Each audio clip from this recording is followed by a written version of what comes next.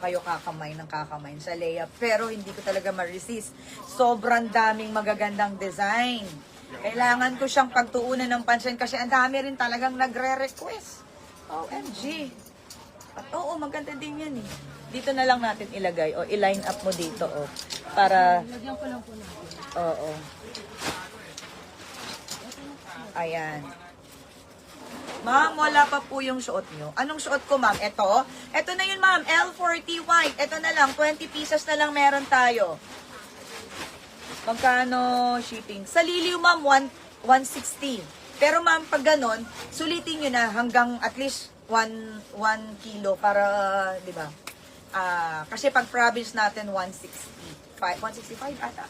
O, pag isa lang is 130. Ganon. Ayan. L40 white. Konti na lang tayo kay L40 white, i-sold out nyo na. Isunod natin si Coach. Maganda yung Coach black and white.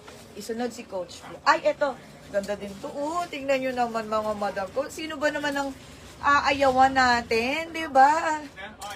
Sabi ko, ayaw ko sanang, eto din, ang bongga nito, promise. Ayaw ko sanang mag-live, sabi ko sa susunod na. Kasi, ang tagal lang na may nagre-request din sa akin ng skincare. Ma'am, abangan nyo din ang skincare ko. Napakaganda ng skincare. Oh my God, may re-reveal ako. Tignan nyo yung aking balat. Wala tayong filter, ha? Tignan nyo sa malayo, kumikinang-kinang yung noo ko. Wow. How much po? Ma'am, 750 tayo. 750. L40. Mine, L40 tayo mga ma'am. She's L40. Yung gusto ng gantong mga skirt ha, doon sa reels ko. Okay, kagabi may post ako. Silipin nyo lang. Napakaganda ng kulay noon mga madam ko.